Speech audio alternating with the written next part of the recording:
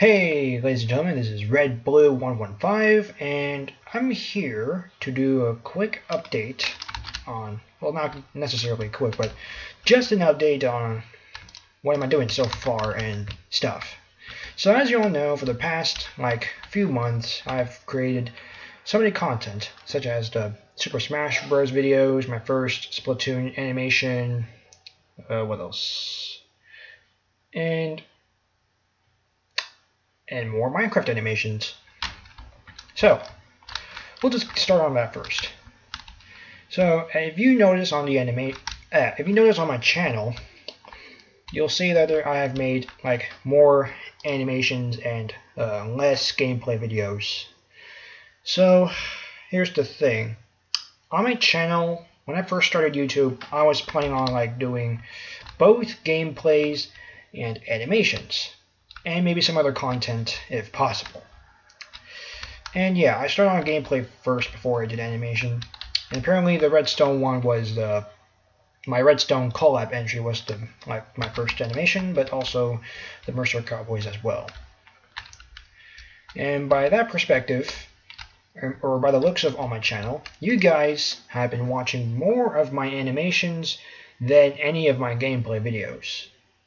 I mean, there are some videos that I have that are not kind of animation-wise, which does have several, but not a lot of views. But yeah. And what does that mean to me? Is this channel going to be all animations or something? The answer is no. I mean, as far as I would love to make this channel into an animation channel, but nah. I like to do commentary gameplay and playing games, showing you guys the games I play and stuff that you might be interested in. And it's fun to do commentary and stuff while being an animator at the same time. It's fun. It's fun. Another reason I would not put this channel an animation-wise channel is because I started a few gameplay series. For example, Doki Doki Literature Club and Match the Gathering Arena. For those videos that are first videos and nothing else in the playlists, I'm still planning on that. And yeah, I will be planning on doing much more gameplays on different playlists. It's just that I do not have time, or I'm just busy animating, in which I'm currently working on another animation right now, but not right now because I'm just recording. Okay, so that's that. Another thing is my name change. So yes, instead of Angry Birds 115, it's Red Blue 115. So let's go back in time in a sec, and let's say, why am I called Angry Birds 115? Just to put up some childhood stuff. I liked the game Angry Birds so much ever since I was a kid, and I've been passing on to that legacy for many years now, actually. And yeah, I even draw some. I've created so much things based off Angry Birds, and not only just the game Angry Birds itself. There's other games as well that I might be interested in, but it's not always fling the birds at the pigs, shooting birds at the structures, crumbling them down. There's also different gameplays of Angry Birds. My most favorite is Angry Birds Epic, which is an action RPG game. And I just like the art style and mechanics and stuff on all that things. It just gets interesting. I also liked the Angry Birds movie. It added a new story and more details than just the regular, oh, the pigs store eggs, we should attack them and get them back sort of thing. It did great. I liked it, but most people say it didn't went well. Hence the Angry Birds 2 movie. I wonder how that would go. Okay, yeah. And yeah, I've seen that of how much Angry Birds has been evolved. And all because it was my childhood. But that doesn't mean I would stop my childhood there. course, I still like Angry Birds right now, just not all the time that I used to. And if I have the name Angry Birds 115, it would sound weird to others. I mean, of course, it's just me. People won't judge, but just me. Just me. I feel like I want to change it just cause, or just because it may sound weird. Like, apparently I have named myself Angry Birds 115 on every game I play, and yet nobody judges. And that's fine. That's really fine. I don't really care if anyone judges or not. It's just, it's kind of too weird for me. It's kind of too weird every time someone says Angry Birds 115 and hey, Angry Birds and stuff. It's kind of weird to me. I know they don't judge, but it's just kind of weird to me. So I just changed to Red Blue 115 because I just wanted that. But you can still call me Angry Birds 115. It's still up on the channel banner. You can call me that, or just call me Red Blue 115. Or Red 115, that's what Jack the Farmer would say. It's Red Blue, not Red. It's Red Blue 115, not Red 115. But regardless of that, you can call me any other name. Either it's Angry Birds 115 or Red Blue 115, whatever you want. You can call it. I don't know how this is going to change my intro, but I guess it doesn't matter.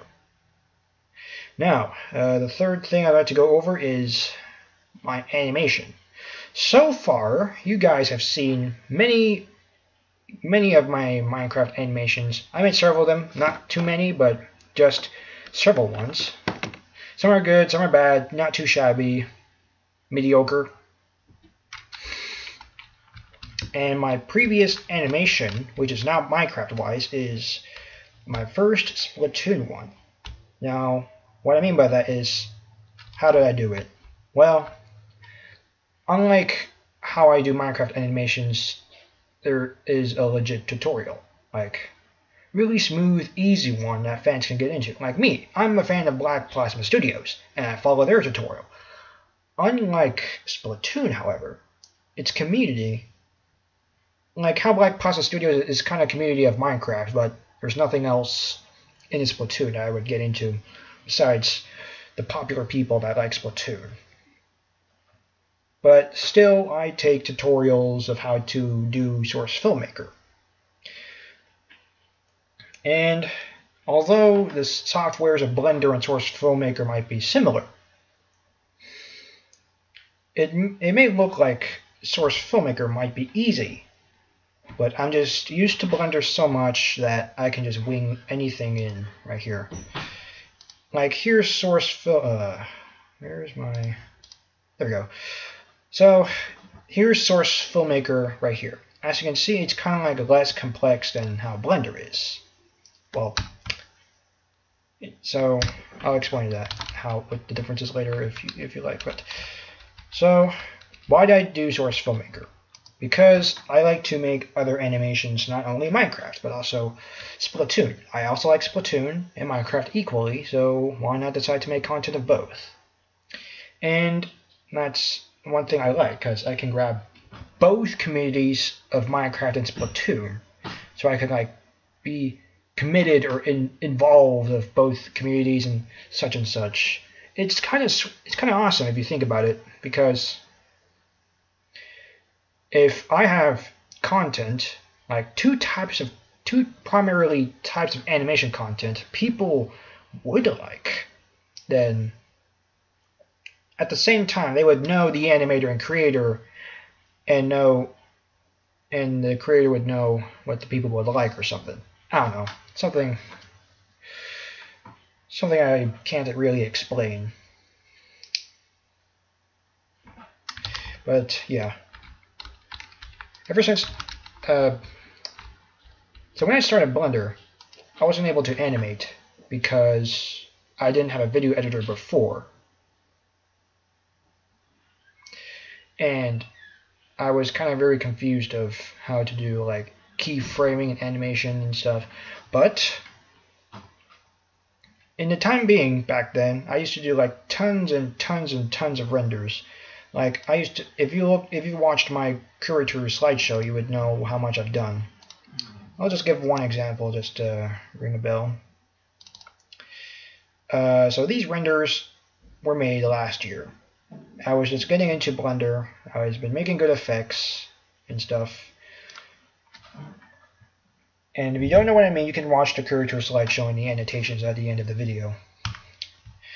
And ever since at my school, when I joined the Photoshop class, we were given an enterprise ID for Adobe, which gave me the ability to access Adobe Premiere, which is the video editor.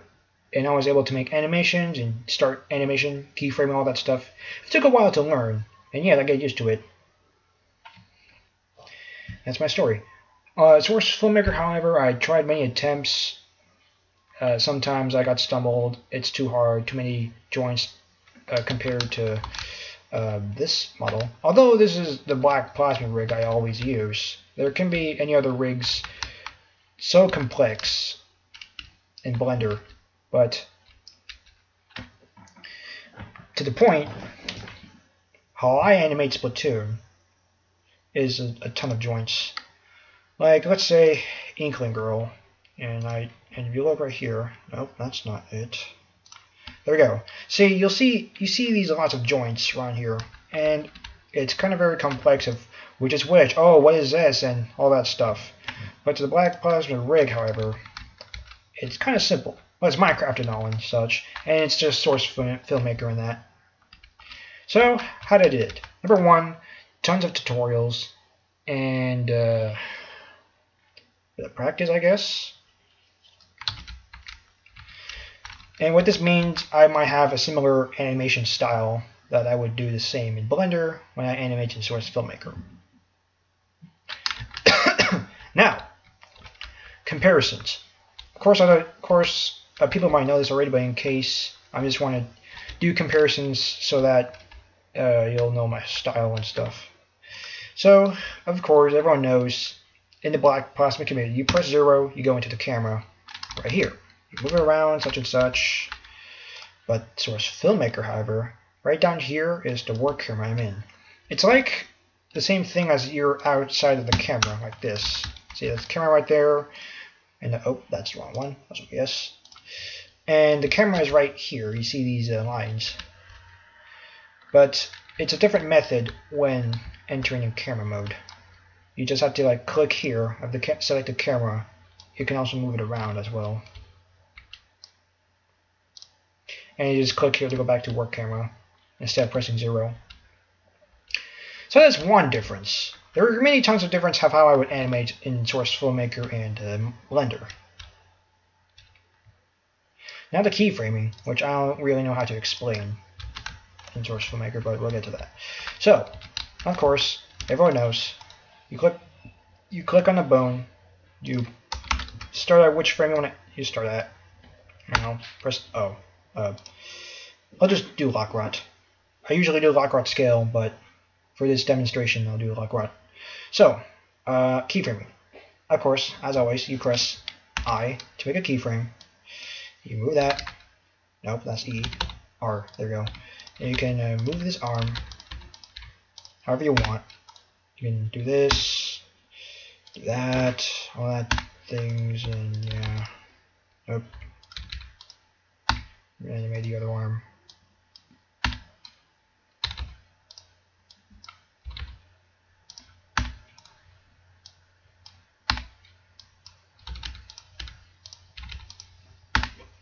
So yeah, animation, like usual. Nope, that's Steam. Source Filmmaker, however, it's kind of a different approach. Instead of just using like the timeline under here, you use like the motion editor, which kind of like works the same mechanics as the timeline, except it's a bit complex. Unlike Blender, it doesn't have this. Actually, let's just open up a file. Let's do test animation. Let's continue without saving. So, as I was saying, compared to Source Filmmaker and Blender, oh, it's here. Okay, so let's see. Let's just move zoom into the Inkling Girl for a sec. Where is she? I'm somewhere else. What the heck? Okay, there she is. Okay, so here's the Inkling Girl. And it took me a while to learn how to animate in Source Filmmaker because of how complex I had to use this green line. And as I move the timeline, you'll see animation of the Inkling Girl. A bit choppy, but I was just still learning back then. So, what this green bar basically means of how much time you selected to animate something.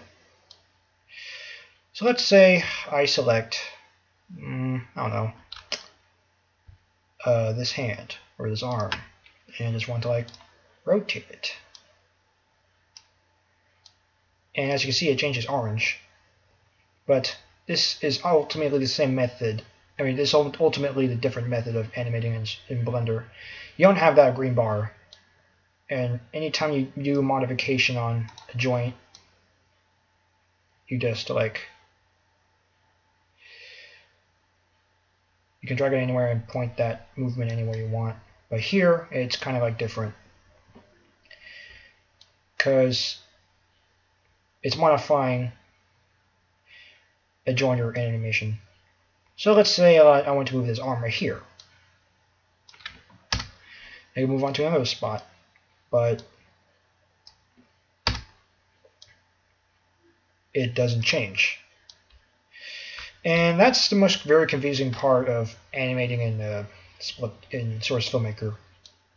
So what I would do, and like any other Source Filmmaker animator, is like you move the timeline, and then you can modify from there. And move through away, but this is just only a demonstration. As you can see, if you see right here, the arm jumps one point to another. But the difficulty is that you don't want, nobody wants like joints or any other body parts like jumping one thing to the next, although snappy snap, like what's happening right here on the arm. So to fix that, I usually go to, I usually select whatever joint there is and put smooth out. As you can see down here, it smoothens up. And I press enter. Instead of pressing I in Blender, you press enter to do a keyframe. So if I move the arm right now, it's curved. If you look closely, see, it's moving smoothly. And that's kind of a different method of how I animate, because I saw like a tutorial and just did it from there. What was there?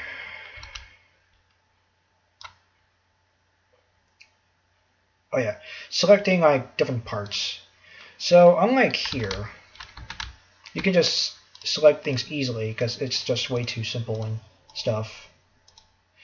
But from here, there's kind of like many ways you can select. I mean, of course you can like select many. There's many ways you can select bones from here, but how I do it is like many ways. How I did it in Blender is like one way. I'm not recording.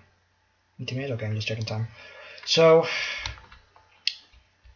you see it like when I press and hold Control, you see all these bones, and it's just very complex of what do you choose? Oh, which one? How do I make it specific and stuff?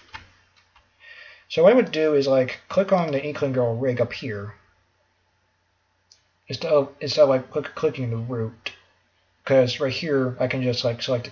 I can just click Inkling Girl rig and just select everything. So I already click rig and rig biped simple.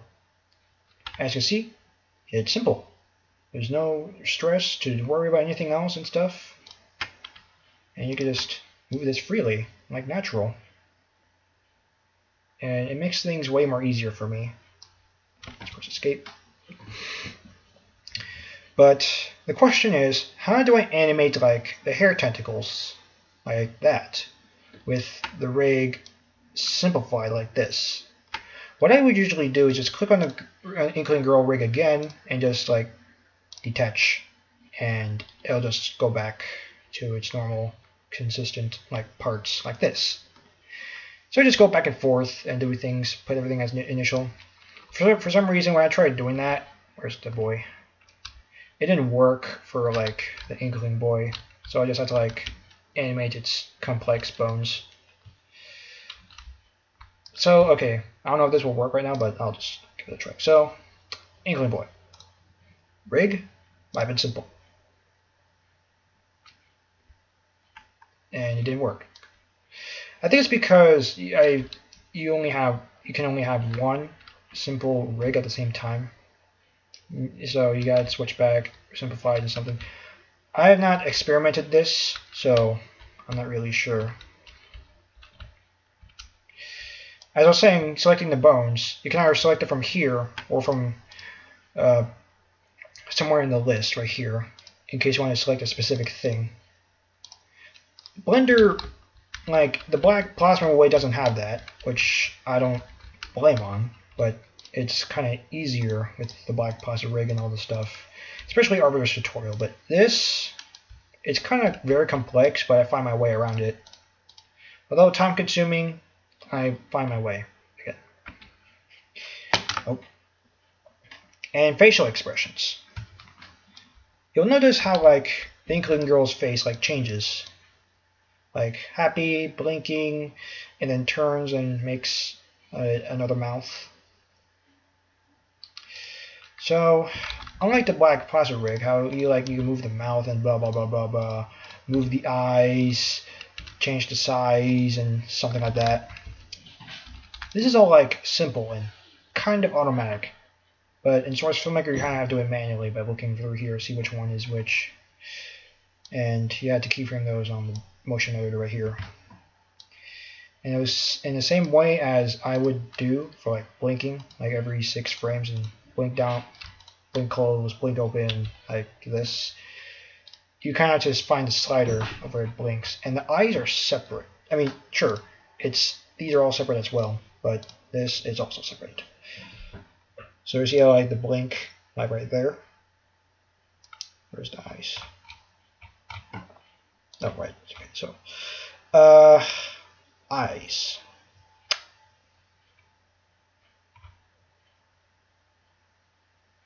Eyelids.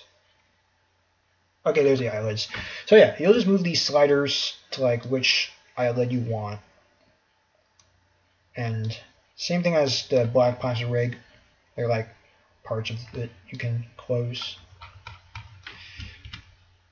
And unlike with the eye controllers or pupil controllers, like you can move it anywhere. This one, if I use this, the slider can move the eyes. Go left and right, up and down. So there is no controller for the specific eyes of this, you just have to use the sliders.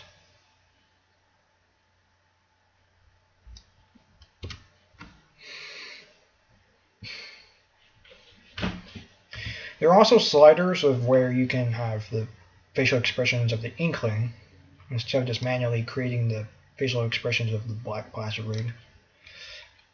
So, like the teeth thing, where is it?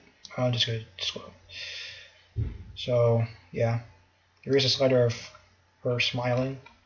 It's somewhere around here. So, yeah.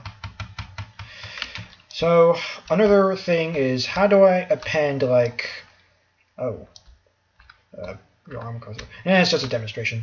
It's not in the actual animation I did, but how do I put in the clothes and the headgear and stuff?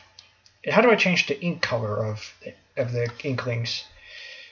There are rig sets or models or whatever packs of clothes you can give for the Inklings. The way you can hook up is complex and kind of time consuming, but I'm not going to go over that because I don't want to spend too much time for this video.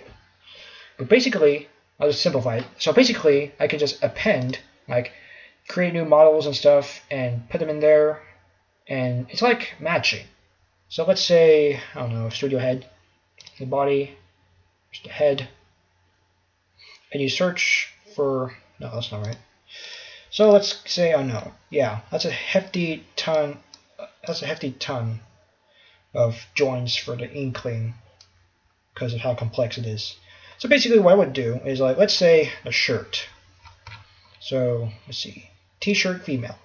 unknown. So all these locks, it means the shirt is locked onto the actual rig. So let's say bib joint, no, let's say bib shoulder. I find bib shoulder somewhere around here. Although it's very complex and hard to find, you just need to go slow and just search for it. And I believe it's up here. No, it's not. Okay. Shoulder, shoulder, shoulder. Alright, oh, never mind. You get what I mean. Just find which joint goes to which, and then you have it. But not all joints are like specified. For example, the upper arm is like connected to shoulder, and it doesn't say specifically. You gotta find like if it's the same joint and measurement. Like here, joint is up, like the shoulder is like right here. Let's move it closer. So the joint is like right here, and the shoulder is, nope, wrong shoulder. Shoulder is right here. No, that's not right. Wait. Yeah, I don't know. Well, let's do the middle. So, see it says spine 2. Just find spine 2 into the rig and attach it, like body. Oh, well, there we go, spine 2. You connect that spine 2 to the spine 2 right here. So it's like connect the dots, matching things, some sort of thing. And of course, you don't want like all these complex stuff in your pile list. You can just always like minimize it. Same thing like so. And yeah, a little cleanup. Oh, okay. So that's how I would append like clothes to the inkling and stuff. But how would I change the ink color in? If I want an octoling, I could just change the eyes. I have not done that yet, but I did watch a video of how to do it. I just didn't have a chance to like do it. I don't intend on doing any other Splatoon animation just yet, because I'm working on another Minecraft animation.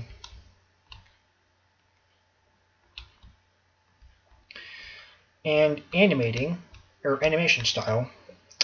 So if you watch some of my animations, they're kind of slow a little bit, and something. It's kind of choppy because I was just getting into Source Filmmaker and I was able to like handle it. I'm not sure. Oh yeah, cameras. So let's say I have the camera selected in Blender, and I just keyframe the camera, whatever, move it to a different spot. I don't know, right here. Right here. So yeah. You can use the camera controls to like do the stuff and things. And you can also do like shots, do different thing, like shot. Okay, so how I did it with Source Filmmaker. Like see, I was like going and another shot to another. Like that took me a while to like figure out how to do like camera shots and the movement. Yeah, especially with this time selector thing, it's kind of hard to figure out. Although down here where you can just put up shots and cut them for specific reasons and stuff, that's what people when they animate Team Fortress 2 stuff, they would usually like use this and cut up things. Because you can still play the game while animating. Like you can animate the gameplay and it'll be there, like the Team Fortress 2 Meet Them All thing. But that's not what I want. I like a Splatoon animation. And in timer, of course, there could be camera shots down here, but I would still prefer to like use the same method as I would do with Blender into here. So let's click on the camera. And you notice down here there's like this jump thing. Although not exactly the keyframing from Blender, but is like jumping one to the next, one to the other, and simply by just selecting time and position where the camera would be, and yeah, all that stuff. Now, how did I animate like the scale, just zooming in, zooming out, something like this of what you see right here. Like I said, that took me a while to like figure out. So I think what I did is select time of where the camera should be, and then keyframe it back of the starting position. And I think I like this is the confusing part, is this time selector thing. So let's say here is this the selected time, and you just shift and scroll, and you see it's like scaling out of curves or something. And you can definitely edit those if you want to curve out a certain animation or something. But there can be singular like this. I think that's how I did it with Source Filmmaker, or maybe this way. No, this way, and this closed. I don't know how I did it, but when I started Source Filmmaker, it's very confusing with this time selector thing.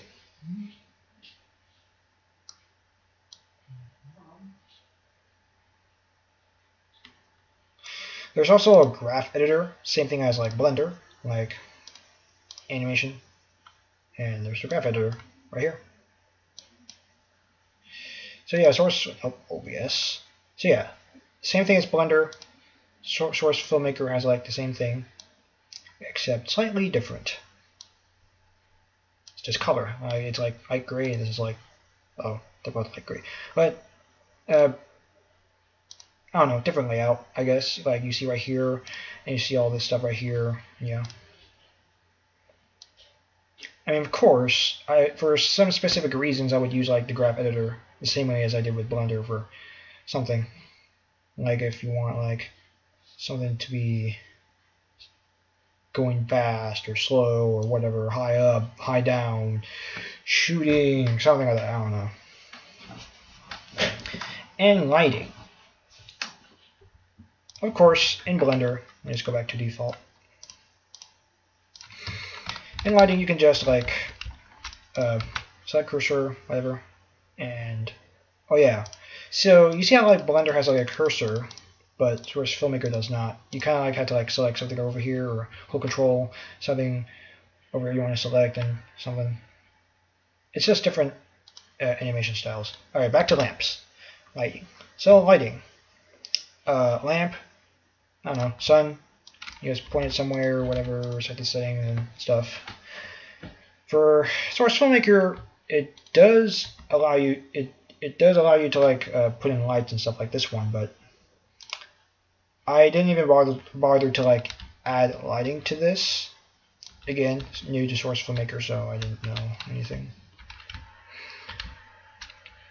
And when I appended the map in, or imported the map in, it already has like the ambient occlusion, I don't know.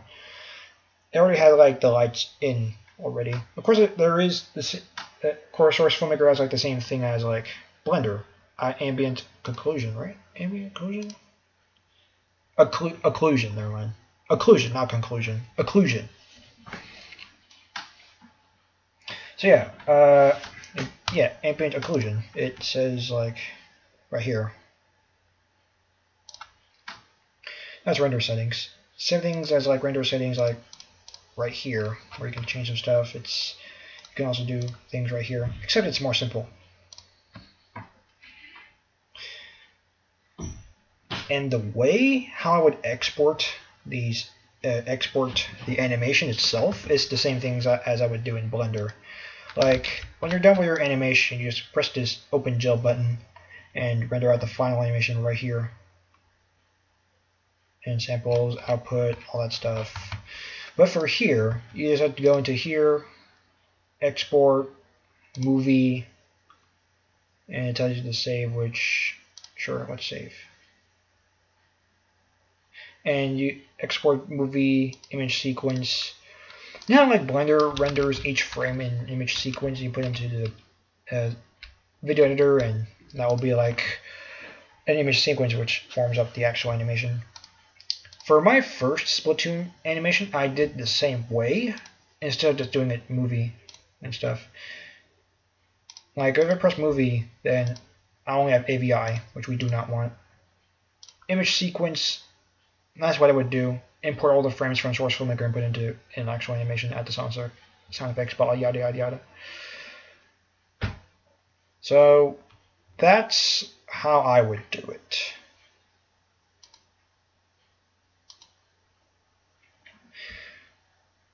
And yeah, the same thing as I would do in Blender, what I would do the same in Source Filmmaker. And sound. Of course you can add sound into like that's not right. You can add sound into Blender, which is like video sequence editor. You can add the audio and stuff. Like right here. Add any videos and stuff. This also acts like a video editor as well, but I usually still prefer to use Adobe Premiere because they have tons of stuff. Oh, good. For Source Filmmaker, they kind of have the same way. I just don't remember how to do it. There is the tutorial showed it, but I don't even bother like using it because I prefer to add sounds to Adobe Premiere because it's easier than just finding so much stuff in Steam or the workshop community. And I think that's all I like to explain how I would do animations. So, overall, I do Minecraft and Splatoon animations. Well, Splatoon I'm getting started, but Minecraft I'm totally doing it. And the same ways I would do in Minecraft Blender, the same way I would do in Splatoon Source Filmmaker. There's some variables that might be the same, might be different. Some are complex, some are easier. I'm just trying to match up my animating style from Blender to this one, if I can do it. But yet again, it takes a ton of practice and such things.